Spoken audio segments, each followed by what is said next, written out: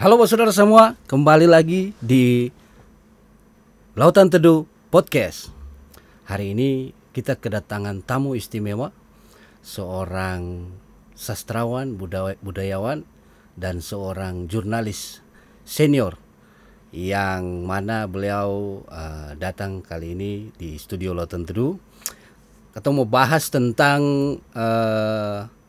kenapa sastra itu penting. Katong yang sudah lama-lama, mari katong sapa katong pun tamu istimewa di hari ini. Opa Rudi. Selamat malam, senang Selamat sekali bisa ada malam. di Lautan Teduh. Terima kasih Opa Rudi. Jadi katong punya tamu istimewa di malam ini adalah Opa Rudi Fovit.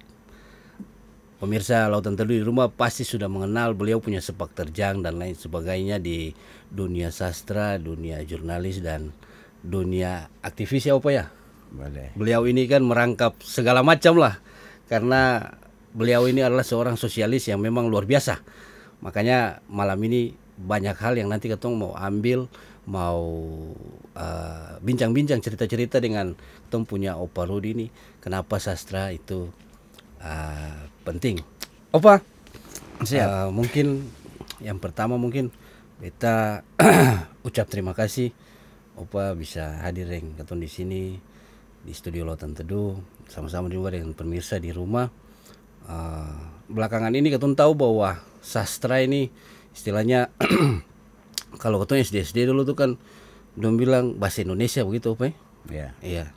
Tapi dari belakang ini ada banyak pengaruh-pengaruh sehingga cerminan yang seharusnya ketong lihat saat ini, yang seharusnya kalau beta sendiri pikir bahwa harus ketemu punya sastra yang dikedepankan, tapi kemudian per saat ini menurut Opa sendiri kondisi sastra, cerminan sastra untuk Maluku saat ini bagaimana Opa? Sastra di Maluku itu hidup sepanjang masa ada orang Maluku. Oh ya. Bahwa dia mungkin panggung sastranya sepi, tetapi sastra hidup dalam denyutnya nadi orang Maluku, dalam perilaku sehari-hari. Dan sastra sepertinya, mana itu sastra? Karena orang selalu ingin sastra itu adalah seperti yang di panggung. Ya. Padahal tidak, dia ada dalam kehidupan nyata. Ambon kota musik, apa hubungannya dengan sastra? Ya. Eits, jangan lupa, banyak sekali lagu-lagu Ambon adalah puisi. Contoh, waktu hujan sore-sore itu, kilat sambar pohon kenari, Ejo Jaro dan Mongare, mari dansa dan menari, itu puisi. Dan betapa lagu Ambon begitu terkenal, dinyanyikan sampai di seluruh dunia, lagu waktu hujan sore-sore, menyanyikan puisi. Itu dia kayak hari-hari gitu saja itu. Ya. Ya, orang Maluku kan romantis juga, jadi mereka melukis keindahan dengan puisi-puisi yang dilakukan, dan dominan lagu-lagu Ambon banyak sekali pantun. Pantun adalah puisi asli Indonesia, dan ada juga di puisi pantun-pantun asli Maluku. Rasa sayang. Rasa sayang. Nah, keterangan nyanyi itu sebagai sampiran, kemudian di dalamnya ada puisi itu apa? Iya. Rasa sayang, lihat dari jauh, rasa sayang.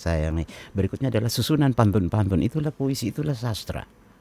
Nah, jadi sastra dan musik Maluku itu kayak kembar siam gitu. Dia Dempet, jalan sama-sama dempet, gitu. ya. Jadi jangan kira sastra mati, sastra benar-benar hidup di Maluku. Benar-benar hidup. Nah, kita pergi ke Saparua. Tiba-tiba seorang nenek di Paperu, Iya. di Nai Totu situ, nyondong dari mana? Tonton dari Waisisil. Saya beta maksud nyondong orang mana? Oh begitu. Iya.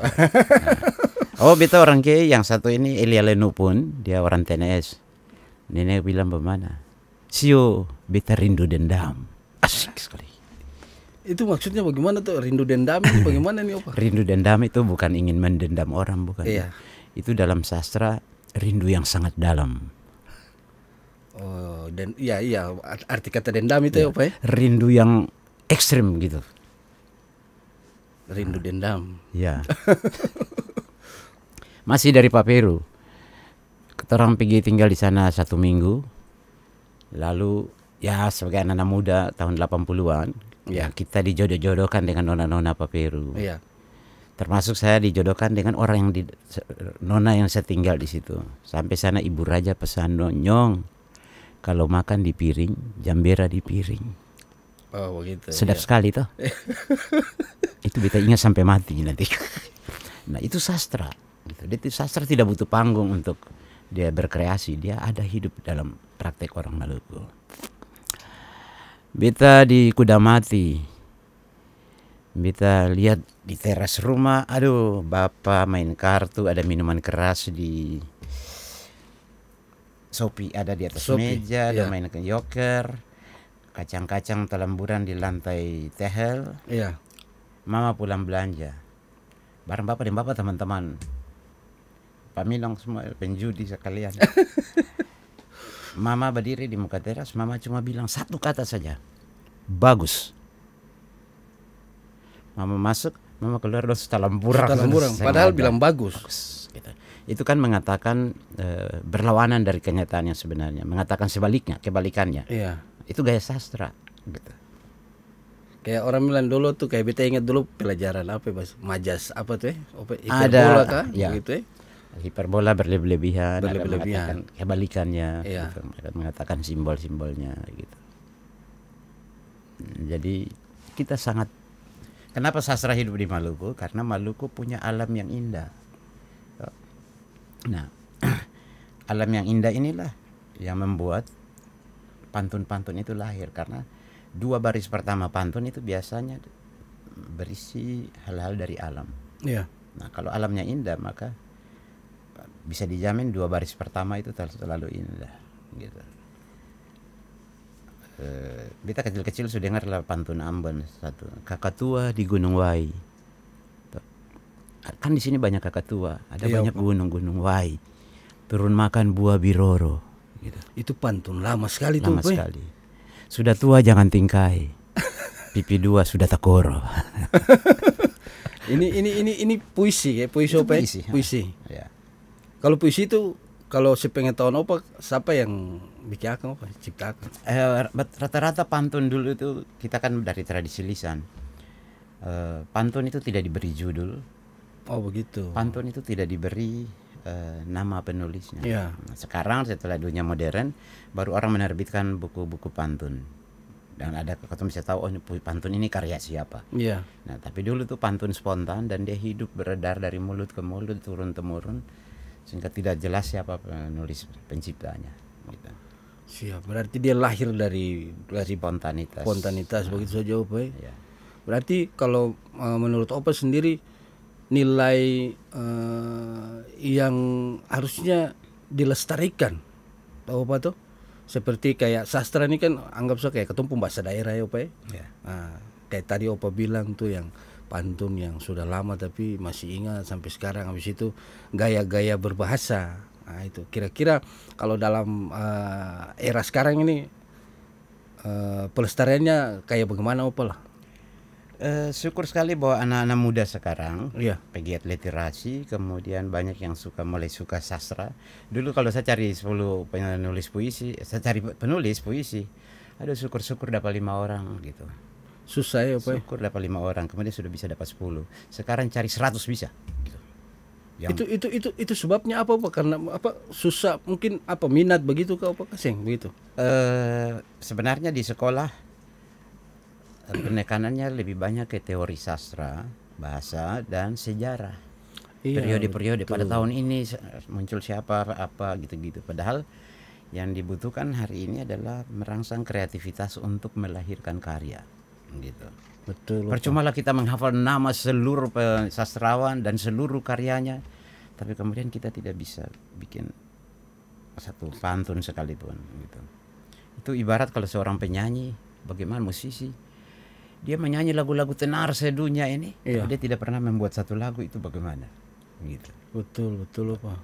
Jadi mungkin di sekolah, di kampus itu lebih banyak ke mendorong siswa untuk melahirkan karya aslinya sendiri. Gitu. Iya, bagus lah bisa baca karya-karya sastrawan dunia, sastrawan Indonesia. Tetapi jangan lupa baca-baca itu untuk belajar, sumber inspirasi, perbandingan, kemudian putuskan bahwa saya juga bisa gitu. Iya. Dan banyak anak-anak dari mulai kecil SD juga sudah nulis puisi dan bagus. Kalau beta ingat dulu tuh kan, beta nih waktu SD, SMP, waktu iko pelajaran bahasa Indonesia ya, Pak. Itu beta malas sekali. Mungkin dari tipe cara mengajar atau kayak gimana ya, Pak?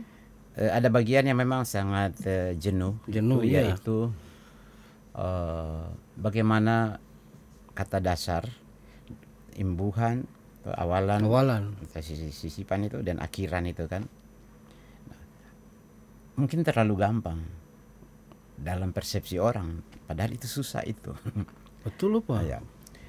Dan sudah kebiasaan orang termasuk masyarakat juga, kalau dia jago bahasa Indonesia tidak dipuji. Kalau dia jago bahasa Inggris, padahal meskipun dia baru hitung 1, 2, 3 sampai 10 saja, itu sudah dipuji, dia hebat. Tapi kalau dia jago bahasa Indonesia, tidak ada pujian. Kalau dia jago matematika, dipuji. Iya. Kalau dia jago bahasa Indonesia, tidak dipuji. Gitu. Itu sudah, Pak, betul.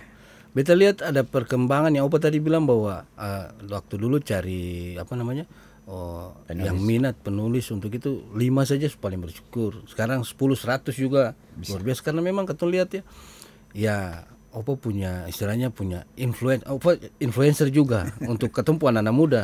Akhirnya dampaknya ke anak-anak sekarang kan banyak lahir seperti si Eko. Habis itu beta punya adik-adik juga tuh, beta masih ingat tuh Natal tahun lalu.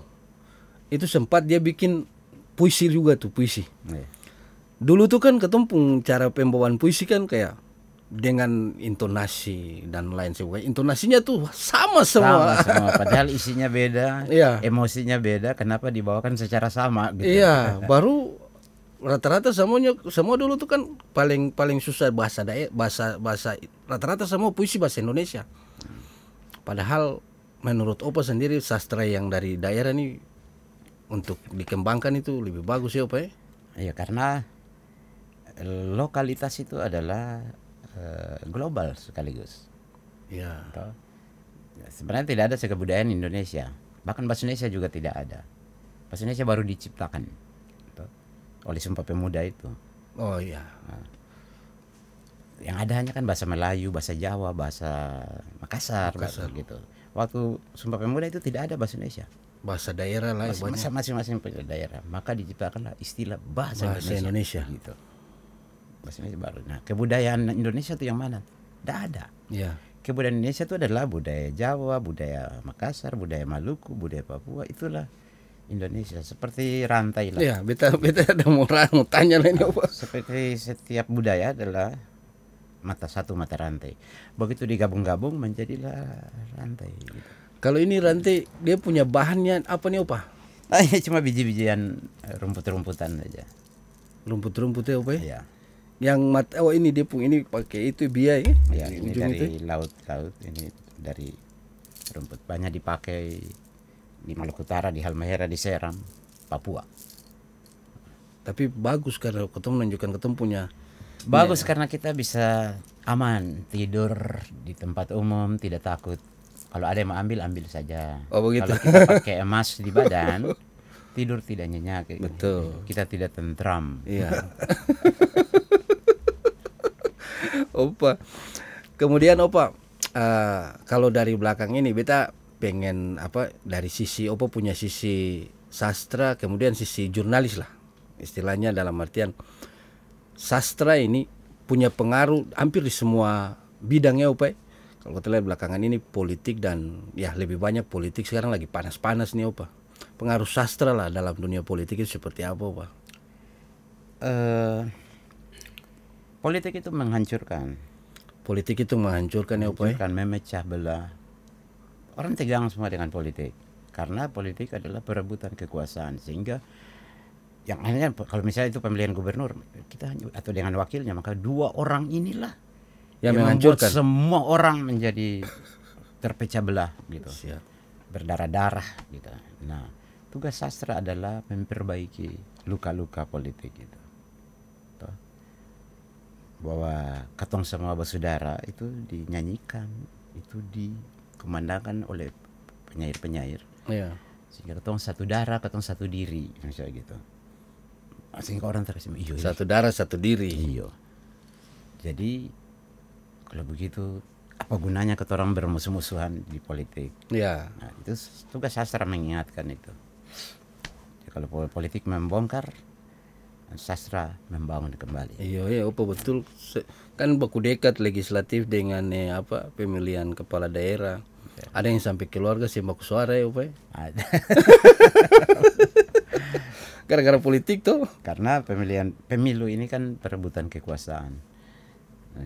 Orang berkuasa menjadi orang nomor satu di satu wilayah. Siapa sih mau? Siapa yang mau mulia? Iya, betul. Orang mengejar kemuliaan. Iya. Dan kuasa. Jadi sastra berfungsi untuk mengembalikan itu ya, Pak. Sastra itu kenapa penting? Sastra itu makanan jiwa.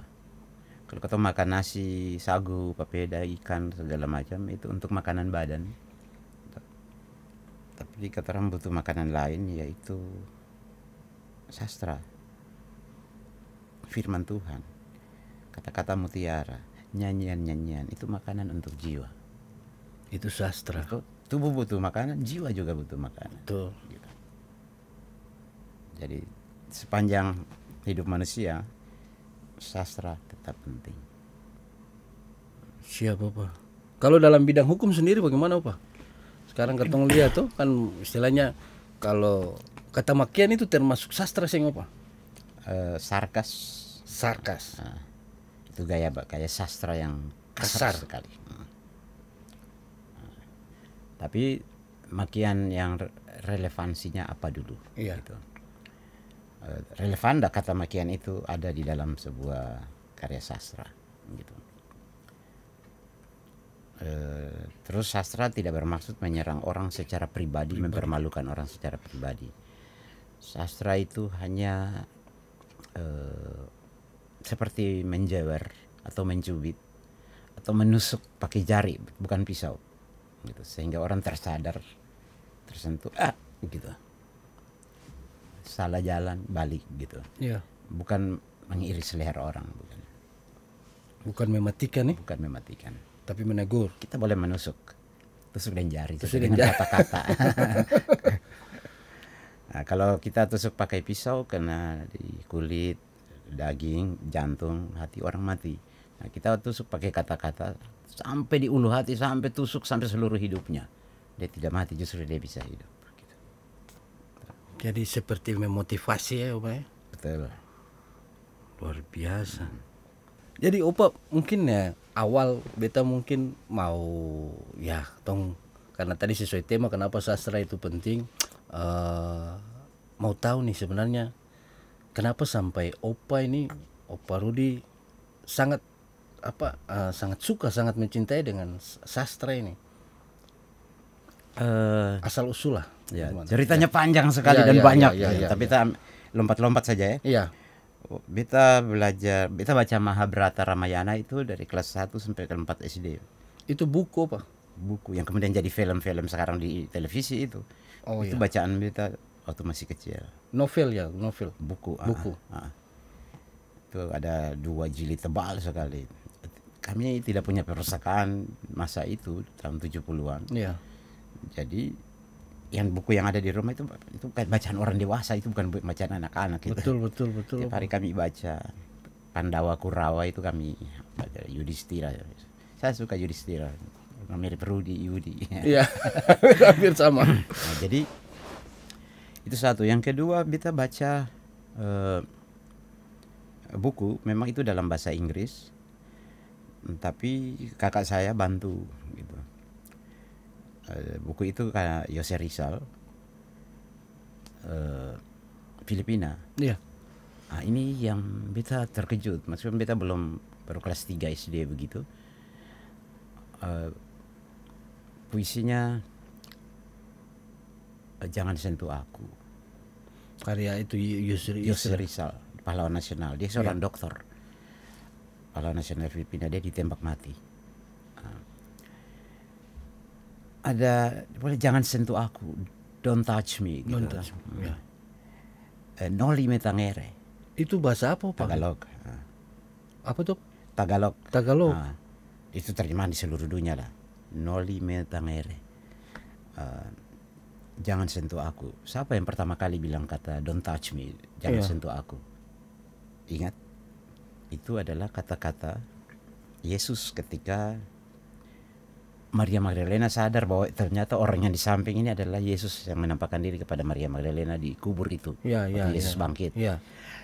Begitu Maria Magdalena sadar bahwa ini adalah Yesus, dia ingin memeluk begitu. Lalu Yesus kan bilang, jangan sentuh aku. Iya. Nah, judul ucapan Yesus itulah yang jadi buku. Judul bukunya Jose Rizal. Nah, itu dia mau katakan kepada Spanyol, jangan sentuh kami orang Filipina. Gitu. Nah, di situ ada satu puisi judulnya Mi Ultimo Adios. Mi Ultimo Adios itu artinya salam perpisahanku yang terakhir.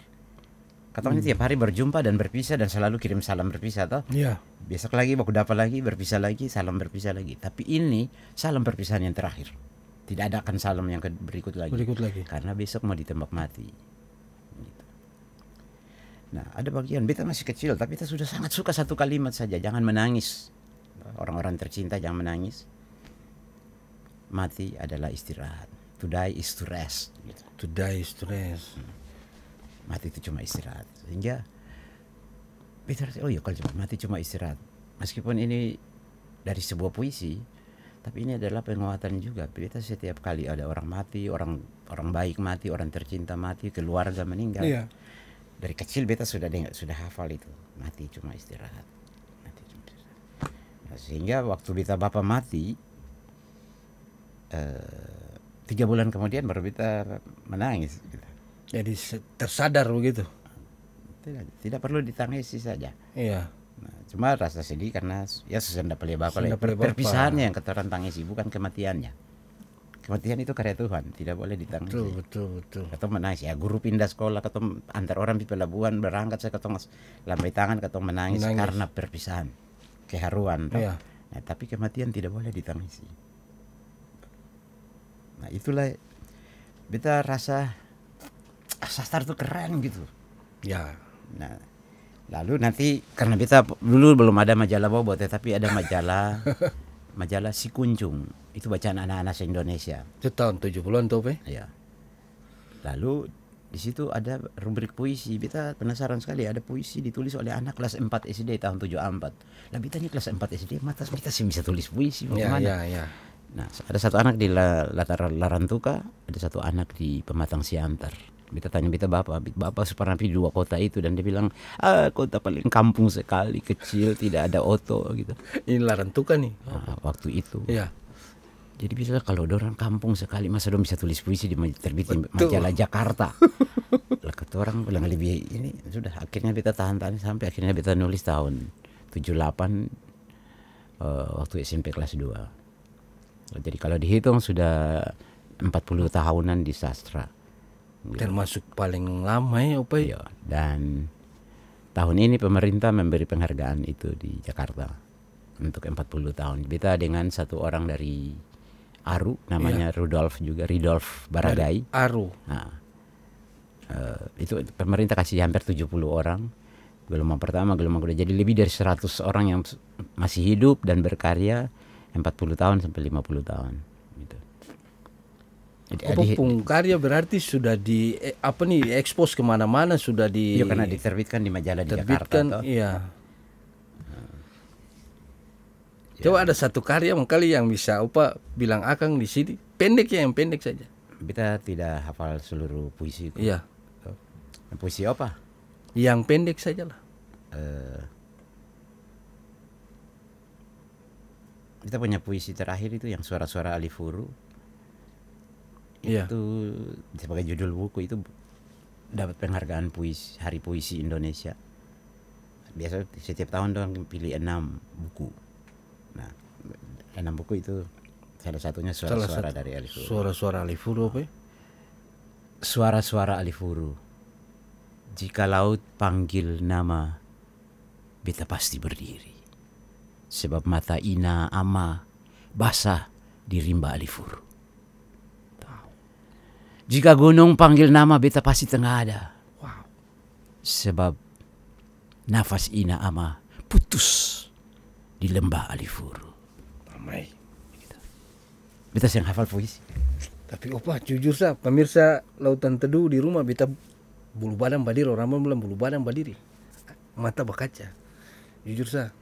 Karena sekali itu. Untuk beberapa kata satu. Kenapa begitu, Pak?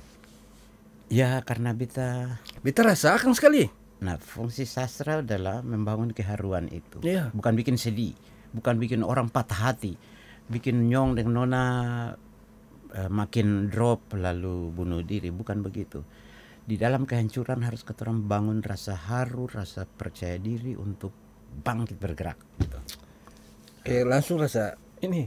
Ada keharuan. Iya. Jadi Maluku ini rasa haru sudah hilang, makanya sastra ada supaya menciptakan rasa haru. Luar biasa, wow. Apa pentingnya keharuan?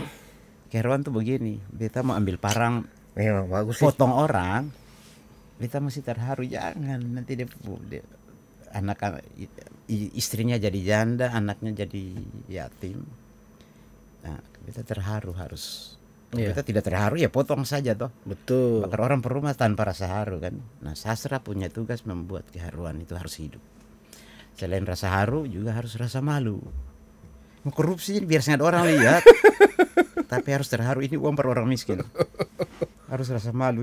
Kalau beta ditangkap jaksa, ya beta boleh bikin muka tebal, tapi sebenarnya beta malu.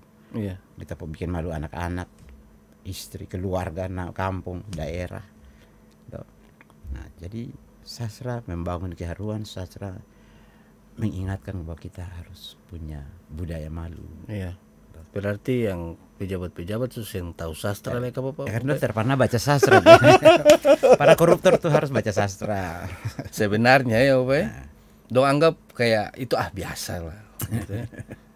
Yang ini yang lebih penting gitu. Luar biasa. Itu puisi tadi itu tahun ini puisi terakhir kemarin tuh, Pak. Itu 2021. 2021 ya. Ya. Tapi keren sekali loh. Rasa apa dia punya itu loh. Saya beta tidak hafal sampai habis. Iya, tapi beberapa kata depan saja tuh ketemu rasa kayak bagaimana begitu. Opa, berikut ini. Dalam pengaruhnya ke apa namanya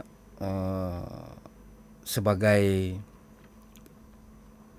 cara alternatif lah untuk dalam segala istilahnya dalam ketemu punya nilai-nilai budaya inilah. Kira-kira itu bagaimana, Opa? Sastra punya peran. Sastra harus berperan di seluruh lini kehidupan. Ya. Mau di politik, mau di hukum, di mana. Masih ingat beta sering hafal bahasa Belandanya. Tapi yang Profesor Saitapi bilang itu, meskipun kebohongan berlari secepat kilat, toh, Ya. sebentar kebenaran pasti bisa menyusulnya. Menyusulnya. Gitu. Itu kan sastra. Ya. Nah, sehingga sastra yang memperkuat penegakan hukum, memperkuat hakim-hakim, jaksa, supaya polisi supaya percaya diri untuk mengungkap kebenaran, termasuk wartawan. Tugas pertama wartawan itu adalah mewartakan kebenaran, gitu. Kebenaran jurnalistik, kebenaran agama, kebenaran hukum.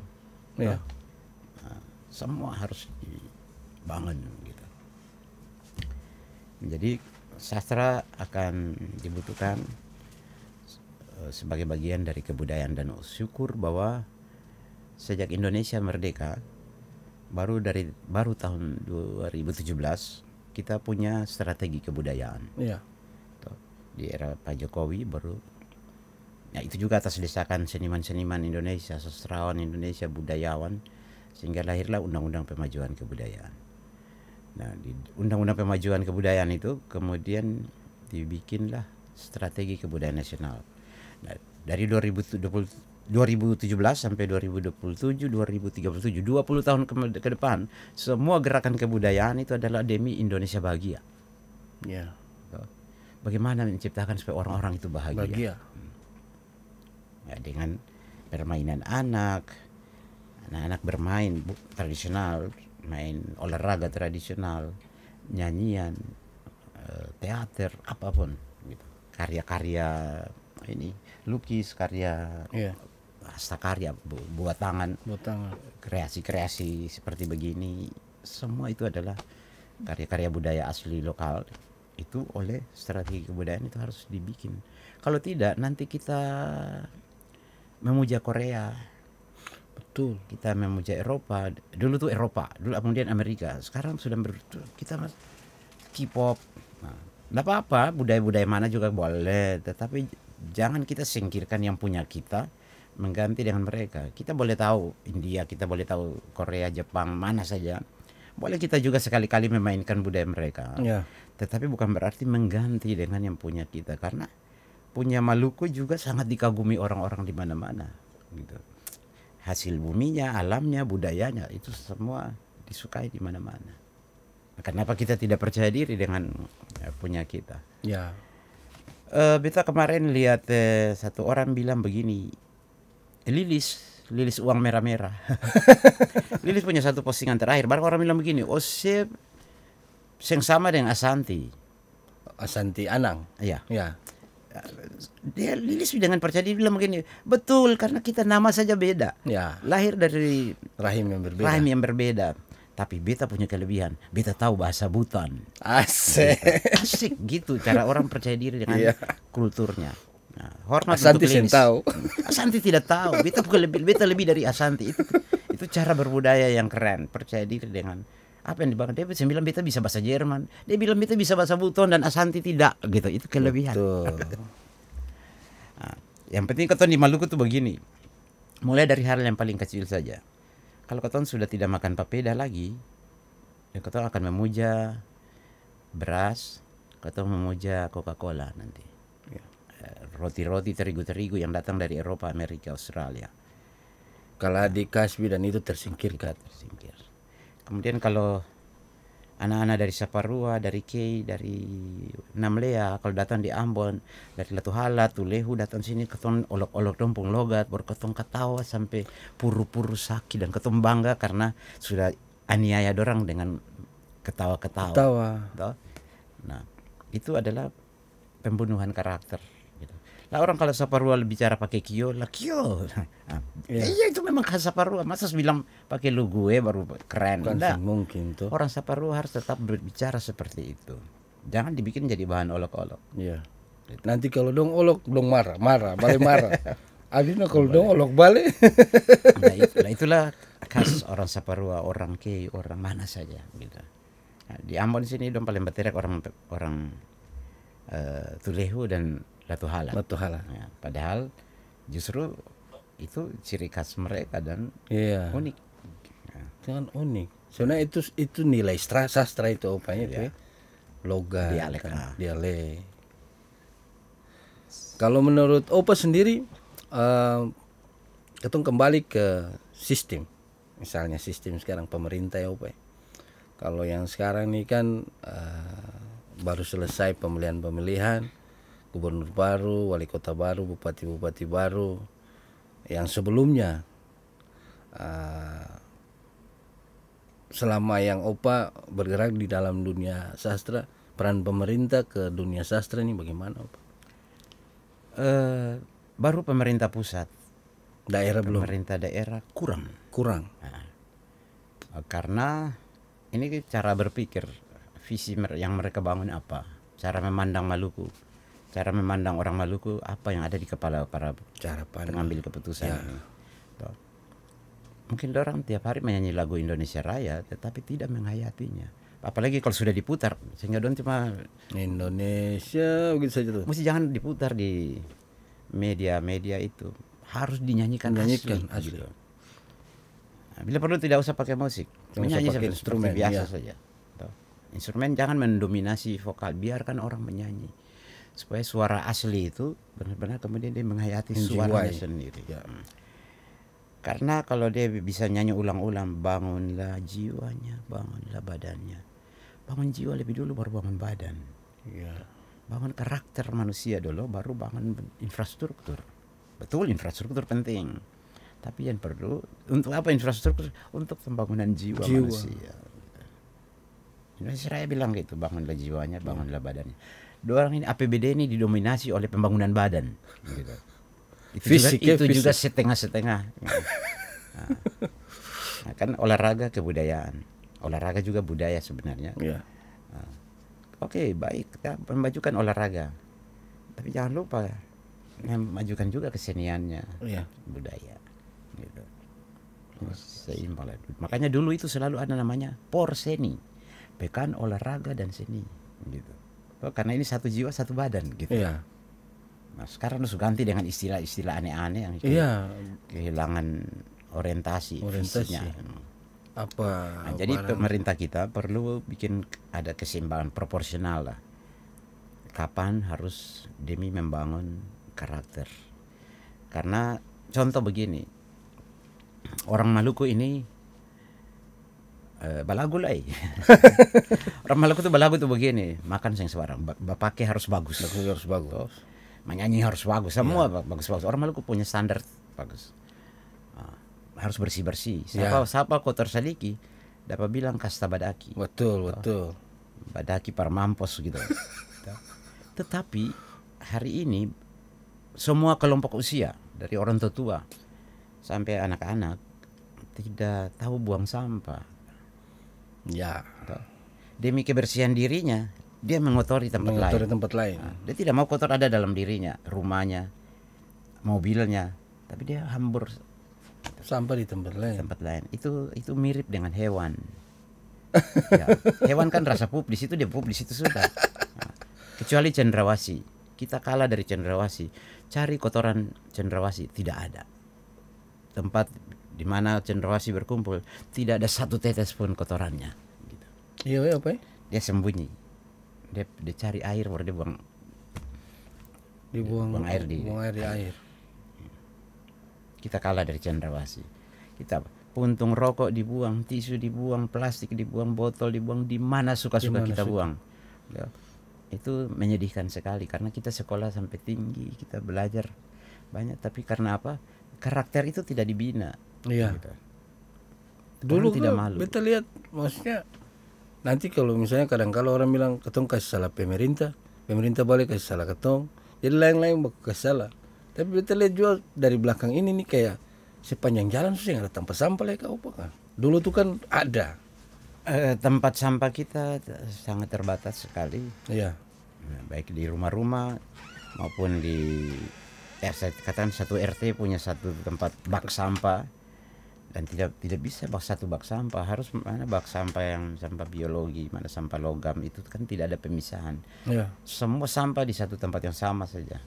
Betul. Kalau dulu tuh kan pernah di depan DPR itu belakang Soya tuh apa tuh, itu bayangkan ada di depan pas itu, jadi warga situ buang tuh hanya taruh di tiang listrik begitu saja. Jadi sepanjang tiang listrik depan, kalau tidak salah tuh depan rumah makan Padang.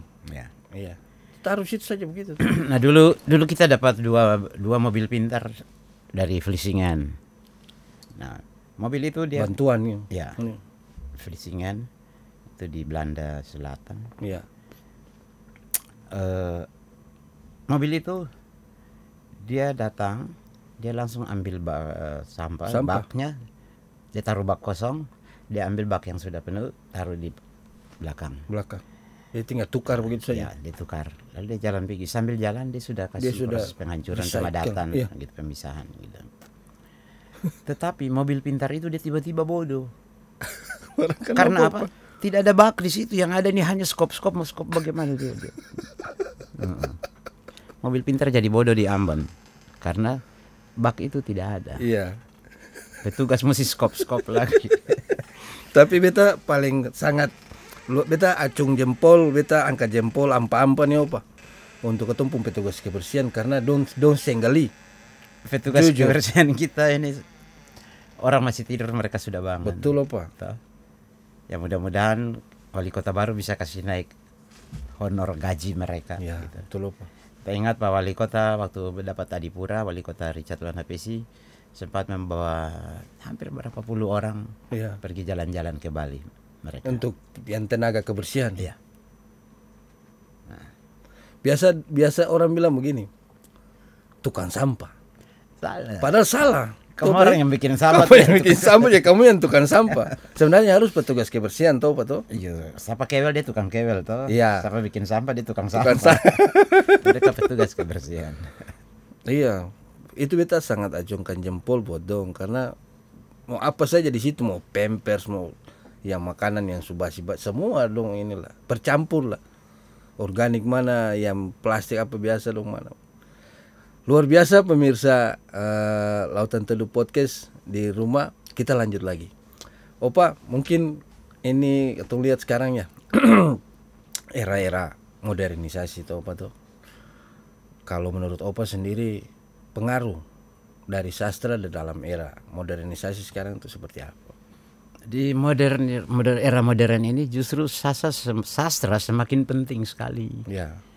Karena para penjahat yang mengurus negara ini menggunakan satu undang-undang namanya Undang-Undang ITE untuk melindungi dirinya. Dia tidak boleh dimaki, dia kejahatan tidak boleh dibilang. Toh? Dia membentengi diri. Siapa berani singgung-singgung beta punya kejahatan di depan umum melalui medsos, penjarakan dia. Itu pembungkaman, itu demokrasi model apa itu? Betul. Nah, jadi entah itu karya sastra bersungguhan atau mungkin sekadar status Facebook, pakailah cara sastra untuk melawan undang-undang itu. Toh? Jangan maki gubernur sebut namanya. Ada beberapa orang maki si gubernur langsung dengan menyebut nama jabatan, toh? Iya. Ya itu bukan sastra. Lebih baik pakai cara fabel. Fabel ini sudah lebih tua dari Yesus. Sastra itu sudah lebih tua, dan itu ada juga di Maluku. Cerita kancil dan buaya. Iya. Cerita macam-macam. Nah, pakai gaya fabel untuk menggambarkan. Kalau bupati gubernur kita seorang yang arogan maki-maki, jangan maki Murad begitu. Iya. Jangan maki gubernur Maluku. Nah, ceritakan saja tentang hewan-hewan lah gitu, atau ikan-ikan lah. Nah, tentang ikan yang mulut tukang memaki misalnya begitu. Toh? Di satu kolam, satu koala ada ikan tukang memaki, toh? Gitu-gitu. Sehingga nanti publik akan mengerti, orang masyarakat kita nih, oh gitu. Iya. Sehingga macam sebenarnya itu sindir gubernur kita misalnya. Tapi karena dia cerita tentang ikan, tidak bisa dibawa ke pengadilan. Undang-undang tidak bisa jerat. Meskipun kalau disama-samakan, ini sama persis ini. Gitu. Dia akan bebas karena dia lagi bersastra dengan betul, Pak. cerita ikan di kubangan, di kuala gitu. Tapi kalau disebut nama, jabatan, oh itu serangan secara pribadi. Memang undang-undang sudah disiapkan untuk penjarakan orang-orang cerewet gitu. Seperti apa dong? Sorry, apa? Beta satu kali dilapor polisi, belum banyak lah, baru satu saja. Oleh seorang bupati. Itu kapan, Pak? Sudah berapa tahun lalu? Hampir 10 tahun lalu mungkin. Iya, Bupati siapa Pak? Boleh cerita kah? Oleh Bupati Maluku Barat Daya. Bupati MPD. Karena waktu itu bupatinya memerintahkan polisi untuk menghentikan penyidikan. Beta bilang polisi harus hentikan penyidikan itu. Bupati sih kuasa apa untuk perintah hentikan penyidikan? Ya. Gitu. Jadi saya minta polisi, Kapolda, lindungi aparat-aparat yang ditekan oleh bupati sana. Aku sebut namanya.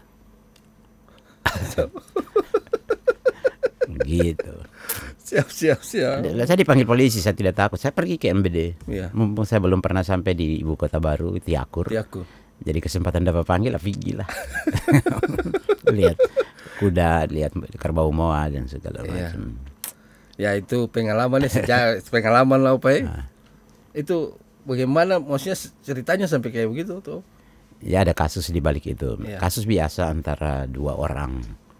Biasa di mana-mana, tetapi ini intervensi karena saat pelakunya adalah keluarga bupati. Oh, siap. Ya terlalu kecil untuk diintervensi oleh seorang bupati. Betul. Biarkan saja kalau penegakan hukum. Orang pukul orang secara nyata, orang korbannya masuk rumah sakit, masa harus bebas dari hukum bagaimana? Iya, tidak boleh ada intervensi. Ya. Tapi begitu di mana-mana kalau ada kejahatan, itu rakyatnya dibungkam dengan bermacam-macam cara. Jurnalistiknya dibungkam, dimatikan bila perlu. apalagi dengan medsos yang lebih cerewet, lebih bising, para penjahat itu merasa tidak aman. Sehingga, nah, daripada dia yang masuk penjara, dia kasih masuk orang ke penjara misalnya begitu. Dia merasa terganggu, tidak nyaman. Nah, untuk anak-anak muda yang cerewet-cerewet, pakailah cara sastra. Tuh. Jangan sebut nama secara langsung, jabatan, tempat, tuh. Tapi pakailah pengandaian, simbol-simbol. Fabel tadi itu apa ya? Ya. Seperti begitu. Oke Pak Saudara, menarik. Ketum bahas sastra ini, ketum berimajinasi. Apalagi dari seorang senior sastrawan budayawan Maluku yang terkenal dengan berbagai macam puisi-puisi yang bisa ketum lihat sudah dipublish di nasional. Kalau mau lihat lebih banyak di laki-laki punya Facebook. Upay?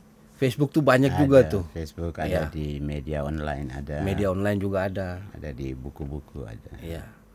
Nah, ini Opa beta agak menarik nih karena beta lihat rata-rata seorang budayawan, sastrawan memiliki mode dan gaya tersendiri seperti Opa sekarang ini. Itu kira-kira kenapa tuh Opa sampai kayak begitu? Bisa saja itu karena bentuk perlawanan sebenarnya. Ya. Nah, karena itu trauma sebenarnya. Anak-anak SD harus pakai begini, kaos kaki begini, sepatu begini, rambut begini. Dan itu sangat mengekang. Gitu. Sehingga lama-lama orang merasa ingin keluar dari kekangan itu. Apalagi dulu kan pakai dipukul kan. Kenapa rambut sudah panjang? Betul. Trauma. Lalu kemudian muncul, kenapa apa salahnya rambut panjang sedikit? Apa hubungannya dengan prestasi akademik misalnya gitu. Betul. Ada. Bagi orang yang lain, ya harus disiplin. Itu latihan disiplin. Masih banyak cara untuk latihan disiplin. Gitu kan. Nah, jadi itu pemerintahan. Kemudian apakah ada seragam seniman gitu? Iya. Ada kan seragam tentara, seragam PNS, seragam ini, seragam itu. Ya, seniman tidak punya seragam gitu. Jadi suka-suka dia saja, bentuk perlawanan, bentuk ekspresi kebebasan saja. Iya. Kalau selama sekolah terutama dari kecil sampai SMA itu dikekang, hampir seluruh masa mudanya dikekang. Begitu dia kuliah, dia sudah merayakan kemerdekaan dengan bajunya yang tidak perlu harus diisi lagi sebagai bentuk protes sebenarnya. Juga rambutnya yang tadinya rapi, dia ingin kasih gondrong sebagai bentuk merayakan kebebasan juga sebenarnya. Seperti begitu. Luar biasa. Nah, karena memang pada mulanya kita adalah orang-orang yang bebas merdeka dengan busana gitu. Mau badan telanjang, mau miniatur sedikit. Sampai sekarang busana adat Papua malah masih minim. Laki-laki dengan koteka, biji kelihatan. Itu bukan porno. Gitu. Di Bali lebih ini lagi sama, bagian dada terbuka. Dada kelihatan. Ada yang bagian pantat terbuka macam di Nias misalnya, di Dayak juga. Itu tidak porno lah gitu. Kenapa tiba-tiba kita harus pakai tangan panjang, pakai dasi? Itu kan Eropa, itu kan kolonial. Ya tidak jelek juga, tetapi jangan menggeserkan kebiasaan kami yang ini gitu. Kita juga pakai jas, boleh kita bergaul, kita menerima budaya-budaya yang baik juga. Tapi jangan jas menggeser cara kita berpakaian yang tadi. Kita tahu kapan harus kita pakai jas. Oh, di acara ini acara resmi. Masa dengan baju begini? Kalau saya di DPR, masa saya pergi baju kaos oblong di ruang sidang? Tidak mungkin. Kami tahu bagaimana harus menempatkan diri. Busana, makanan, perilaku manapun. Itu lupa. Jadi luar biasa ya pemirsa, Lautan Teduh Podcast. Tidak terasa ketong sudah mau selesai, sudah mau habis penghujung. Mungkin ketong mau dengar closing statement atau ya semacam, sebenarnya ketong mau dengar puisi lah Opa, karya Opa lah, untuk pesan kepada ketemu punya masyarakat khususnya Maluku, di episode podcast kali ini, Opa? Jadi begini, tidak semua orang menjadi chief master, Ya, tapi semua orang harus bisa memasak, ya, ya kan? Tidak semua orang harus menjadi seperti Opa Rudi, Eko Saputra, Perempuan Sore, Teori Saromte, Wesley Yohanes, Morika Teteleta, Mariana Lewir, Valentino Latu Papua, Royman Lemosol, Betty Rumkoda, misalnya begitu. Tidak semua orang yang serius menggeluti sastra. Tetapi bahwa kalau harus menciptakan sebuah pantun, semua orang harus bisa. ya, Kita tidak menjadi atlet renang, tidak. Tetapi kalau di laut dan perahu tenggelam, kita harus bisa berenang. Gitu. Jadi mari kita juga ciptakan karya-karya kita sendiri, meskipun tidak banyak, tetapi jadilah itu sebagai perilaku. Semua orang Maluku bisa lah, gitu. Kasih saja gitar, nanti dia bisa menyanyi, gitu. ya. Nah, kasih saja pena dan kertas, dia bisa tulis puisi. Nah, dan itu beta ada punya satu murid kecil dari kelas 3, dan 2 tahun kemudian dia sudah bisa juara kabupaten nanti Festival Tunas Bahasa Ibu tanggal 18 di Lapangan Merdeka. 18 Dia Desember datang, ini, Opa? ya, dia datang dari Aru karena dia juara kabupaten di Aru. Menulis puisi dan bahasa Terangan Barat. Bahasa apa, Pak? Terangan ya? di Aru itu ada beberapa bahasa, Oh. 6 atau 8 gitu. Salah satunya Terangan Barat. Nah, dia menulis puisi dan minta bantu orang tuanya untuk terjemahkan. Iya. Dan saya dan orang tuanya bilang, mana dia punya naskah asli gitu, tidak kita intervensi sedikit pun, dan bagus. Iya. Setahun lalu dia kelas 4, dia tulis begini, kakak tua, aku senang melihatmu di udara. Aku terharu ketika kau panggil aku kak, kak, kak. Jadi dia merasa dia kakak. Jadi kakak tua bukan kakak, dia yang Dia yang kakak. kakak. Dia rasa kakak karena kakak tua panggil kak.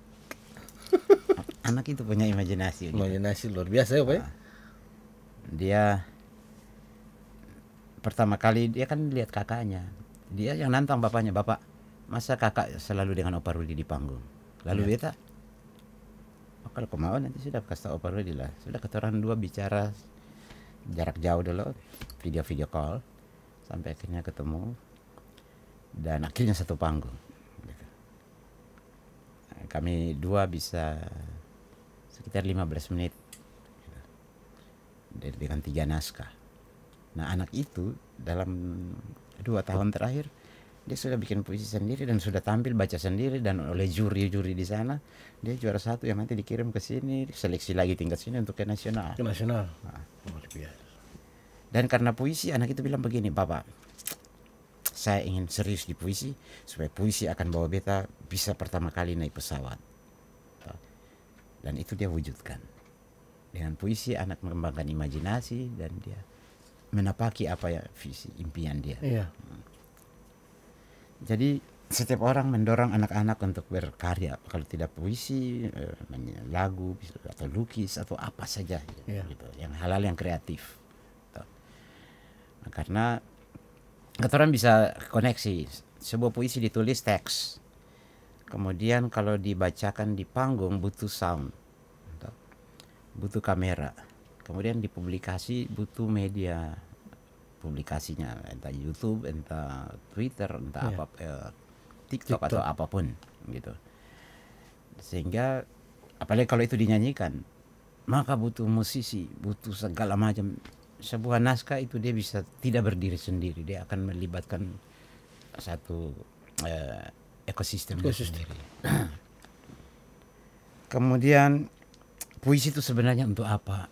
Ya untuk tadi makanan jiwa tadi. Kalau hanya untuk beta rindu ale, beta sayang ale, saya usah bikin puisi, bikin SMS saja pada dia langsung.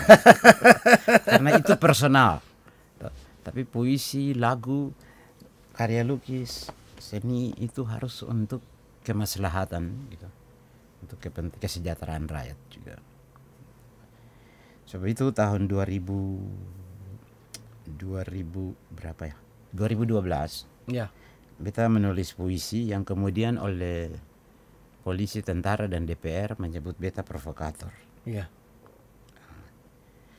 Puisinya bagaimana Pak? Puisinya begini. Ini puisi untuk advokasi lingkungan. Advokasi lingkungan adalah untuk melindungi satwa, tumbuhan, dan manusia yang ada di situ. Gitu. Aru, tarik busurmu.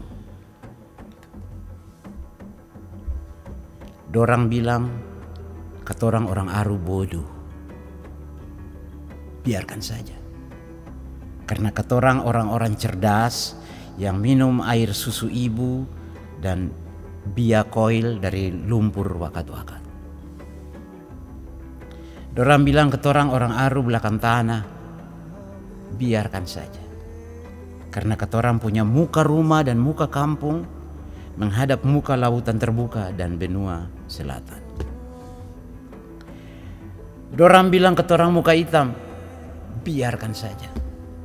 Karena ketorang punya muka hitam tapi hati putih. Dorang bilang ketorang rambut keriting, biarkan saja. Karena ketorang punya darah Papua Alifuru, Papua Arafura, yang rambut keriting tapi pikiran lurus. Dorang sudah lama ambil ikan dari ketorang punya laut. Biarkan saja. Karena laut Arafura adalah rahim yang terus memperanakan berjuta ikan. Tapi kalau dorang mau ambil ketorang punya tanah dari warisan nenek moyang untuk anak cucu, mari ketorang buat perhitungan. Perempuan-perempuan Ursia dan perempuan-perempuan Urlima, bunyikan silir berkali-kali. Sambut laki-lakimu yang perkasa.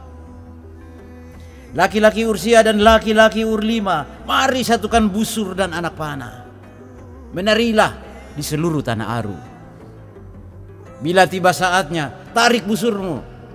Lepaskan anak panahmu ke dada para penyamun yang turun dari pesawat menginjakan kaki di Bandara Rargramar. Jaga pelabuhan Yosudarso. Panah biji matanya jika para penyamun turun dari tangga kapal. Sebab kalau tidak begitu, kelak dorang turun dengan senyum mesum. Dorang tusuk ke orang punya tanah dan hutan juga laut. Dorang akan bunuh rusa, kasuari, kakatua, dan cendrawasih untuk buat tangan sambil dorang aduk-aduk ke orang punya mata bela.